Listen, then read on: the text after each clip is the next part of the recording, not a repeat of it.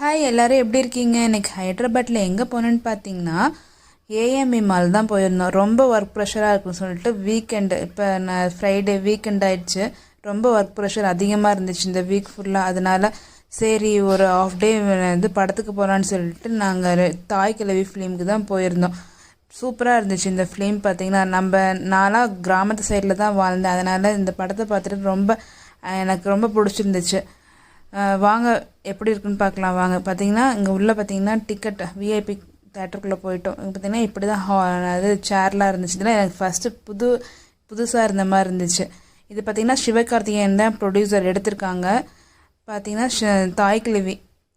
இந்த விஐபி டிக்கெட்டில் செலிப்ரிட்டிஸும் நிறைய பேர் வந்திருந்தாங்க.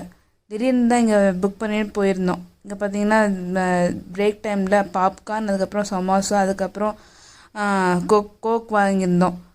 என் பையனுக்கு ரொம்ப பாப்கார்ன் தான் ரொம்ப பிடிக்கும். அதனால் பாப்கார்ன் தான் ஃபஸ்ட்டு அங்கே புக் மை ஷோலேயே நாங்கள் புக் பண்ணிட்டோம். என்னென்ன ஸ்நாக்ஸ் வேணும்னு சொல்லிட்டு கொஞ்சம் ஆஃபர் கிடைக்கும்னு சொல்லிட்டு அதில் தான் புக் பண்ணியிருந்தோம்.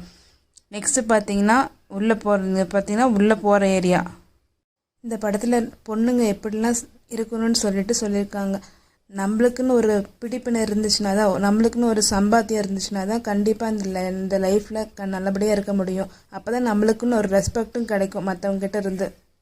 ஹைதராபாத்தில் பற்றி என்னாச்சும் தெரிஞ்சுக்கணுன்னா இந்த சேனலும் சப்ஸ்கிரைப் பண்ணுங்கள், கொஞ்சம் சப்போர்ட் பண்ணுங்கள். பாய்.